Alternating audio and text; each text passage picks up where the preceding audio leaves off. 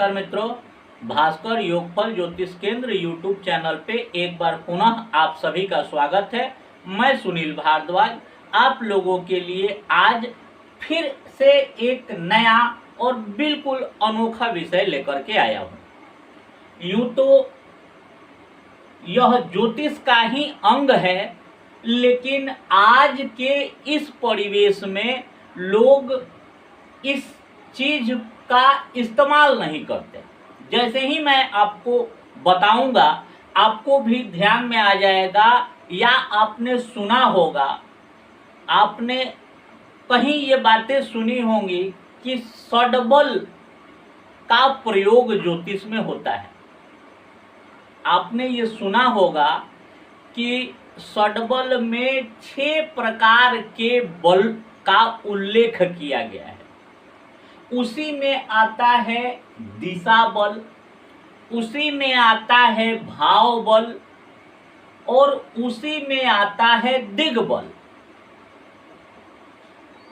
अब मैं उन्हीं विषयों पे आधारित आपके लिए ये एक विषय लेकर के आया हूं। मेरा आज का विषय है कौन सी दिशा तथा कौन कौन सा व्यापार या नौकरी देगा आपको अपार सफलता। आमतौर पे देखा गया है कि बहुत सारे मित्र हैं जो ये जानना चाहते हैं मैं कौन से जगह चला जाऊं जहां मुझे मेरे जीवन में सफलता मिले। मैं काम तो करता हूं बट मेरा भाग्य मेरा साथ नहीं देता है। मैं कुछ करना कुछ चाहता हूं, मेरे जीवन में होता कुछ है। ऐसा क्या मैं करूं, कौन सी दिशा मैं चयन करूं ताकि मेरे जीवन में भी उन्नति आनी शुरू हो जाए। तो इसी विषय को मैंने शास्त्रों से निकाल करके आपके सम्मुख रखने का प्रयत्न किया है, करने जा रहा हूं। अब जो सबसे समझने वाली बात है वो ये है कि मैंने इधर सूर्य, चंद्रमा, मंगल, बुध, गुरु, शुक्र, शनि, राहु और केतु, इधर 9 ग्रह को लिख दिया। दूसरा पहला भाव, दूसरा भाव, तीसरा भाव, चौथा भाव, 5वां भाव, 6ठा भाव, 7वां भाव, 8वां भाव, 9वां, 10वां, 11वां, 12वां, इन भावों को मैंने लिख दिया।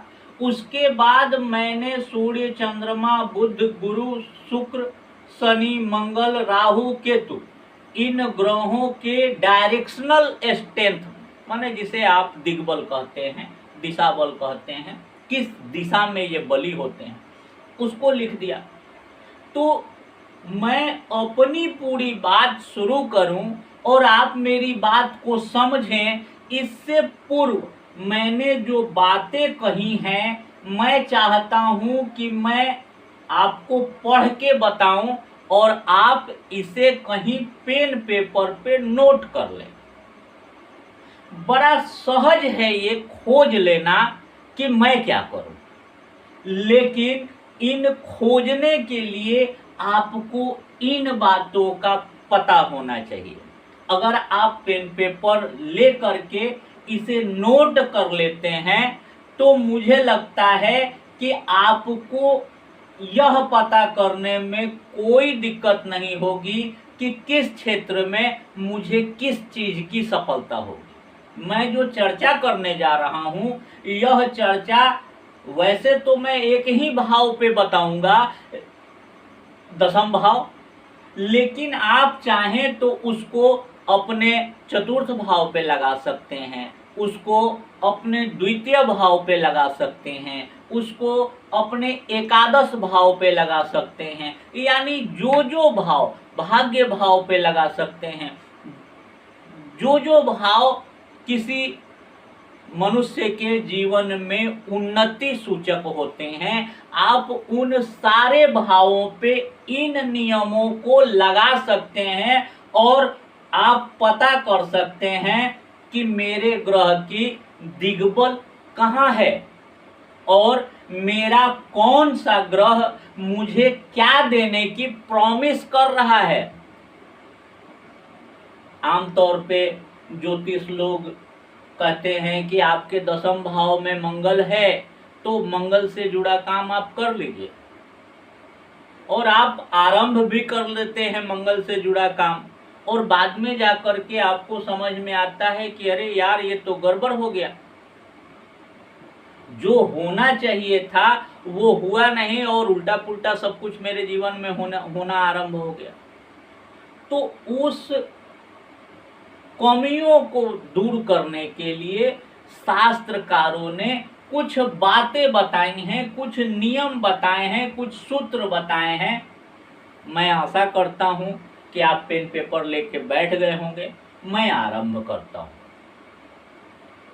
सूर्य किस किस काम के लिए जिम्मेदार हैं?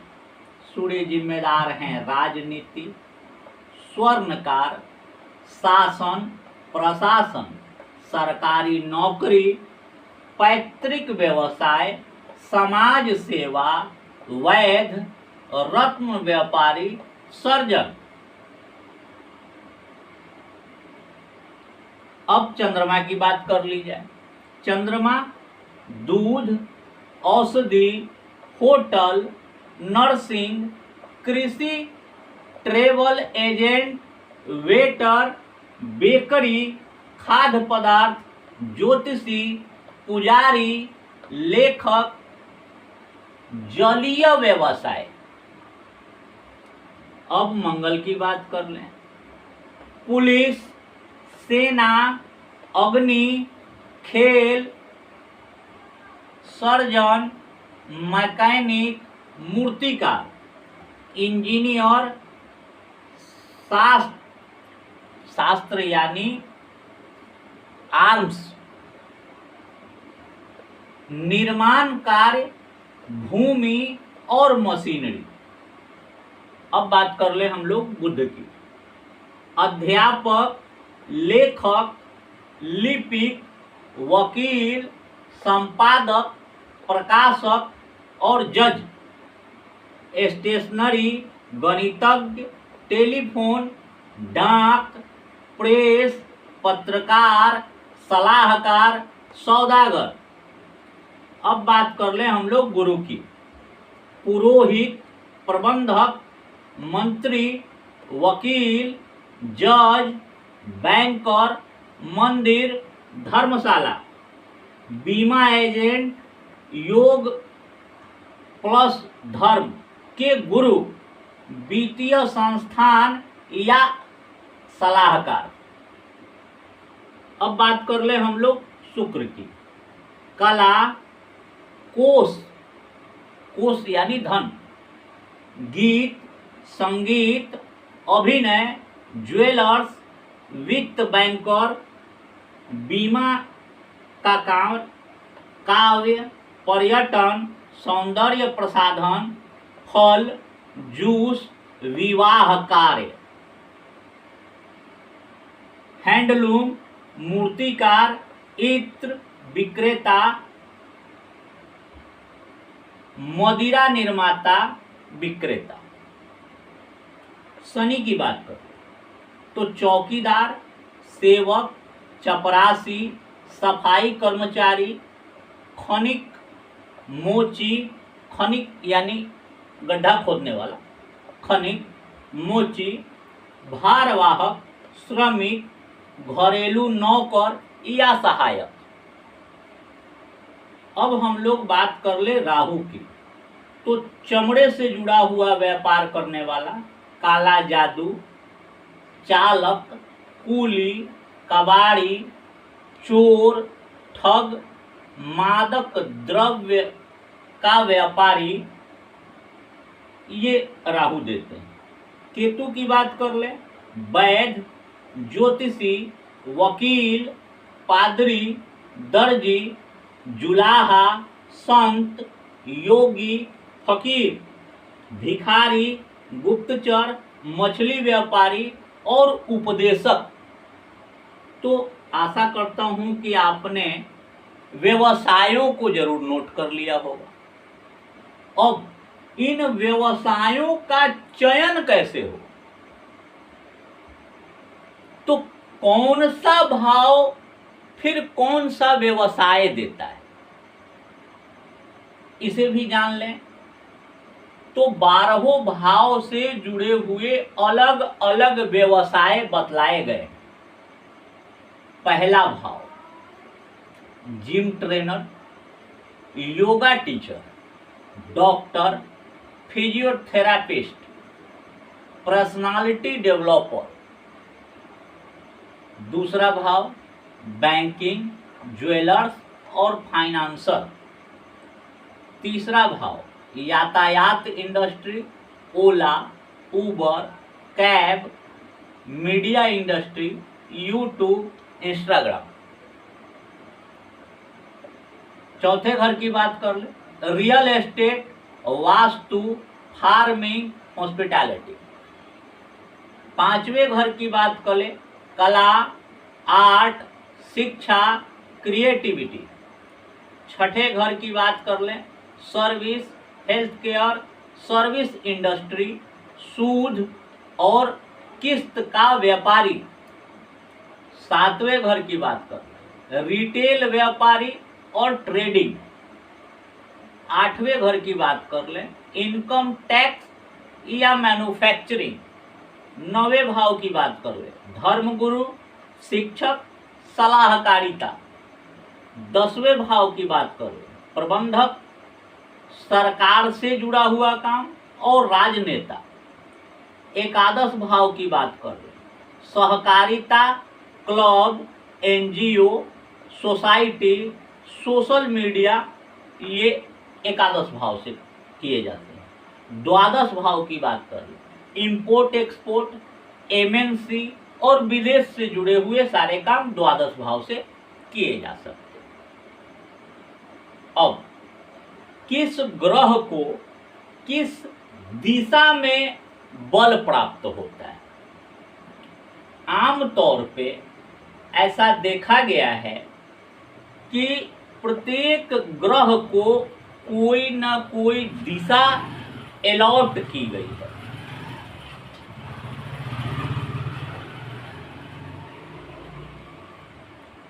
वास्तु के हिसाब से प्रत्येक ग्रह को कोई ना कोई दिशा निर्धारित करके दी गई है कि इस दिशा के ये ग्रह मालिक होंगे। आपकी जन्म पत्रिका के अंदर प्रत्येक ग्रह को किसी ना किसी भाव में दिग्बल प्राप्त होता है। किस ग्रह को किस भाव में दिग्बल प्राप्त होता है, वहां जाकर के वहां बैठ करके वो दिग्बली हो जाते हैं। इसको भी नोट करने की जरूरत है, क्योंकि जिन सूत्रों की मैं बात कर रहा हूं, जब तक आप इन सारे नियमों को लिख नहीं लेंगे आपको भी समझ में नहीं आने वाला है। सूर्य 10वें भाव में इन्हें दिग्बल प्राप्त होता है और यह ईस्ट पूरब दिशा के मालिक हैं। चंद्रमा इन्हें चतुर्थ भाव में दिग्बल प्राप्त होता है और इनकी डायरेक्शन है नॉर्थ ईस्ट। अब बात कर ले हम लोग बुध की, वो उनको जो दिग्बल प्राप्त होता है वो प्रथम भाव में होता है, यानी जन्म कुंडली का लग्न भाव में ही उनको दिग्बल प्राप्त होता है और उनकी दिशा है नॉर्थ। गुरु की बात कर ले तो गुरु को भी प्रथम भाव में ही दिग्बल प्राप्त होता है और इनका जो एरिया है वो है नॉर्थ ईस्ट। शुक्र की बात कर ले तो इन्हें भी चंद्रमा की तरह चतुर्थ भाव में ही दिग्बल प्राप्त होता है और इनकी डायरेक्शन होती है साउथ ईस्ट।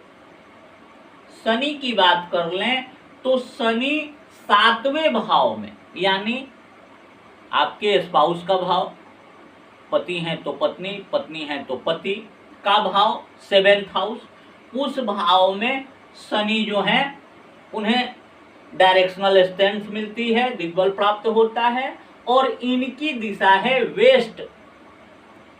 अब बात कर लें हम लोग मंगल की, तो सूर्य की तरह ही मंगल को 10वें भाव में दिग्बल प्राप्त होता है और इनकी दिशा है साउथ। राहु को शनि की तरह 7वें भाव में दिग्बल प्राप्त होता है और इनकी दिशा है साउथ वेस्ट। अब केतु की बात कर लें तो केतु को भी 10वें भाव में दिग्बल प्राप्त होता है और इनकी दिशा है साउथ साउथ ईस्ट। यहां तक तो आपने नोट कर लिया। अब मान लीजिए कि कोई भी जन्म पत्रिका हो सकती है आपके सन्मुख, आपकी या आपके किसी प्रियजन की। ये एक जन्म पत्रिका मैंने आपके सामने उदाहरण के लिए बना लिया। एक जन्म पत्रिका यहां बन गया। अब मान लीजिए कि आप चाहते हैं कि मैं कौन सा व्यापार करूं, कौन सा व्यवसाय करूं, मेरे जीवन में व्यापार लिखा है या नौकरी लिखा है, व्यापार लिखा है या नौकरी लिखा है, और मैं इसका निर्धारण कैसे करूं कि मुझे किस फील्ड में जाना चाहिए। इसके लिए शास्त्रकारों ने कहा है कि जिस भाव के गुणों को आप जानना चाहते हैं, जिस भाव से संबंधित आप विचार करना चाहते हैं, तो एक सिद्धांत सबसे पहले जानिए। मान लीजिए कि आपका ये 10वां भाव है और इस 10वें भाव में कोई एक राशि जरूर होगी। जैसे मान लीजिए कि अगर आपके मेष लग्न की कुंडली बनती है तो 10वें भाव में 10 नंबर यानी मकर राशि बनेगी। तो इस मकर राशि का भी कोई स्वामी होगा, जैसे इनके स्वामी बनते हैं शनि। तो ये तो एक कॉमन थ्योरी हो गई कि भैया जो नंबर, जो अंक लिखे हुए हैं, वैसे आपकी सहूलियत के लिए मैं इनके अंक भी यहाँ अंकित कर देता हूँ, ये भी जरूरी चीज है। सूर्य सिंह राशि 5 नंबर सिंह राशि, चंद्रमा 4 नंबर कर्क राशि, मंगल 1 नंबर और 8 नंबर मेष राशि और वृश्चिक राशि, बुध 3 नंबर और 6 नंबर यानी मिथुन और कन्या, गुरु 9 नंबर और 10 नंबर यानी धनु और मीन, शुक्र 7 नंबर और 2 नंबर यानी तुला और वृष, शनि 10 नंबर और 11 नंबर यानी मकर और कुंभ। राहु और केतु को कोई भी घर अलॉट नहीं किया गया। तो ये भी आपने समझ लिया। अब मान लीजिए कि यहाँ कोई भी राशि हो सकती है, कोई भी नंबर हो सकता है और उस नंबर के स्वामी जो हैं वहाँ के लिए उस भाव के अधिपति हो गए, उस भाव के मालिक हो गए। अब मान लीजिए जैसे मेष लग्न की पत्रिका हमने यहाँ बनाई तो 10 नंबर यानी शनि मालिक हो गए। अब ये देखने की जरूरत है कि इस शनि को किस दिशा में दिग्बल प्राप्त है। तो आप यहाँ देखेंगे कि शनि को 7th हाउस में दिग्बल प्राप्त है। ठीक है, आप ध्यान से समझिएगा। एक नियम और भी मैं आप लोगों को बता दूं कि सबसे पहले जो इम्पोर्टेंट होता है वो होता है कि किसी भी भाव में कौन सा ग्रह बैठा है।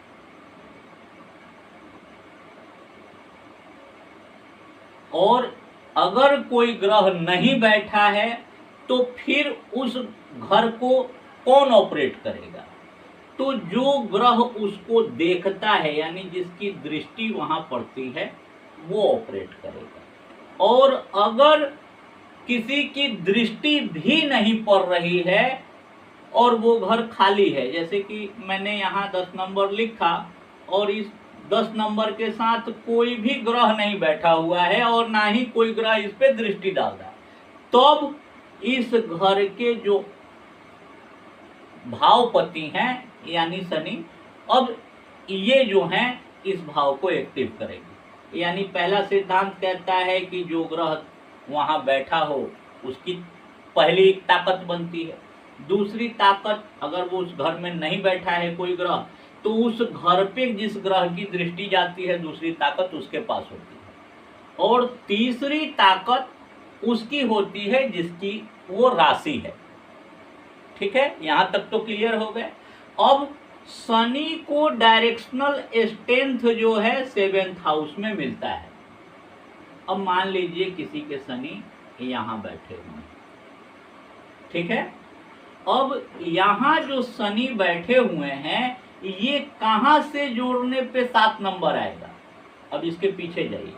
ये 7, ये 6, ये 5, ये 4, ये 3, ये 2 और ये 1।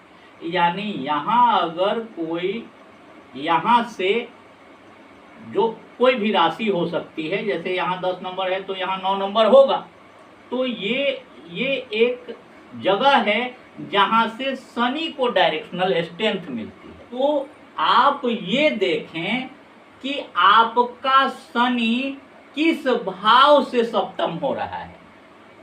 तो जिस भाव से सप्तम हो रहे हैं शनि, वही भाव आपके कर्म को प्रमोट करेगा। वही भाव आपके कर्म को प्रमोट करेगा।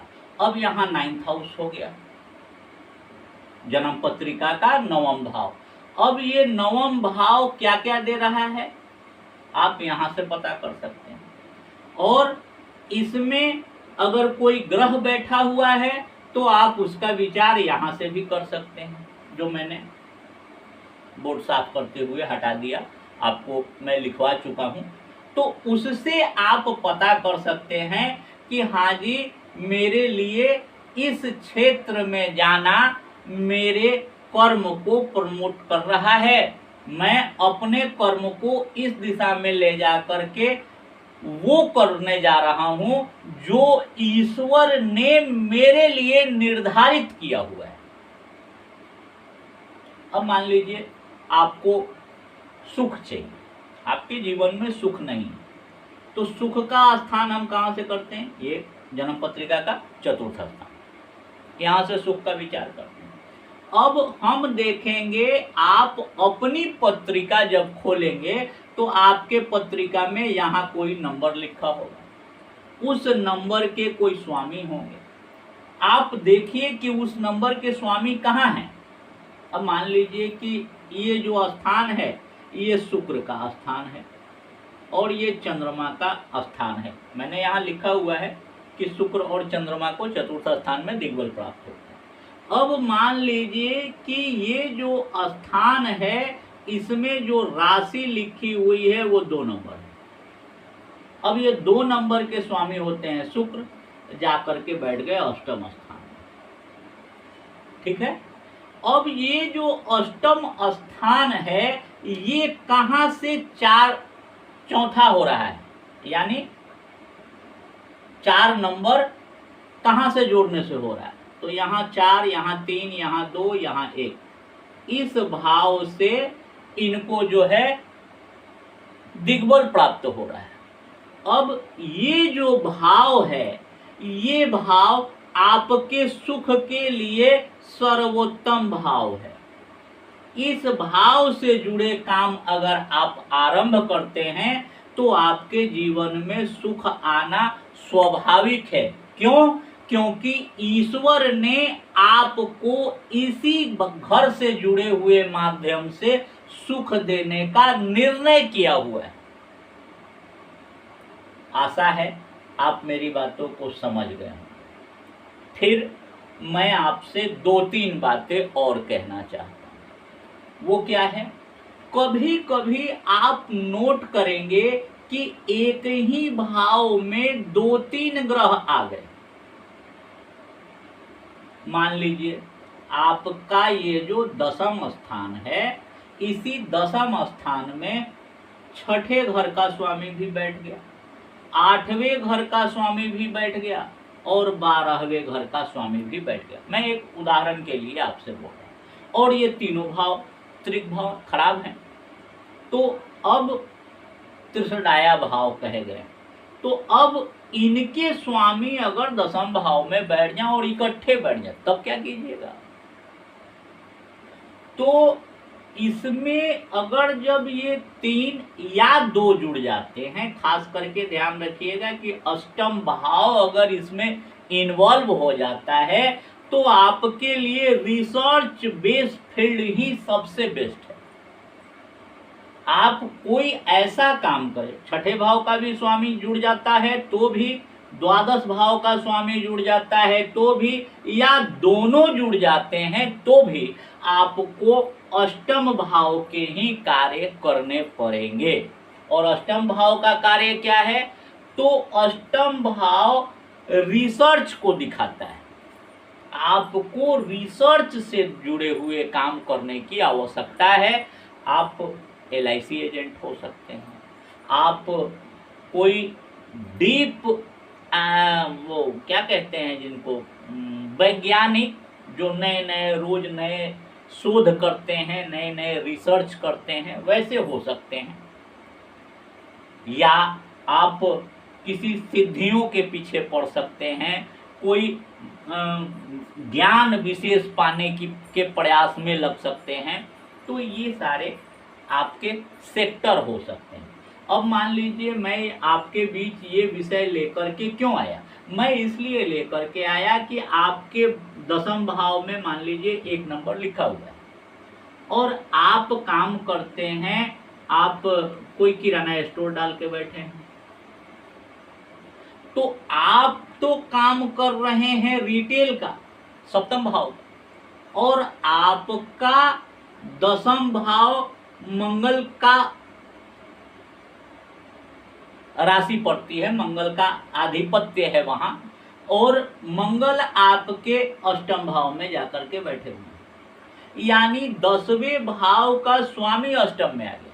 अब ये भी बड़ी मजेदार बात है, आप समझिएगा। अष्टम भाव का स्वामी 10वें में चला जाए या 10वें का स्वामी अष्टम में आ जाए, एक ही बात है।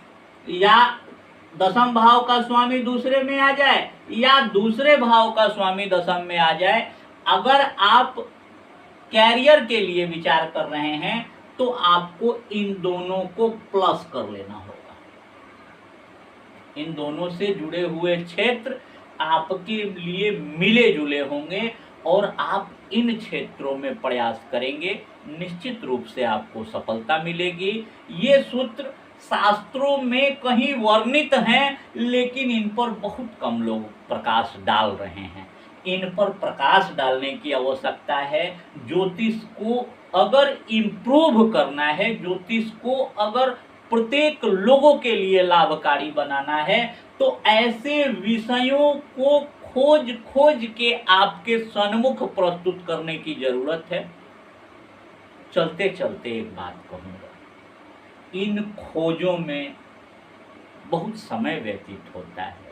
आपके लिए वीडियो बनाने में, इन सबको याद करने में और सारी बातों को समेट के आप तक पहुंचाने में भी बहुत परिश्रम लगता है। अगर आपका एक शेयर, एक लाइक हमको थोड़ा प्रोत्साहन देता है तो मुझे उम्मीद है कि आप कंजूसी नहीं करेंगे। अब आप शेयर करेंगे, लाइक करेंगे, सब्सक्राइब करेंगे इसी तरह के वीडियो के लिए। आशा है आप मेरी बात समझ गए होंगे। इसी के साथ आज आपसे विदा लेता हूँ। पुनः अगले वीडियो में मुलाकात होगी, तब आपसे बात होगी। तब तक के लिए मेरा नमस्कार।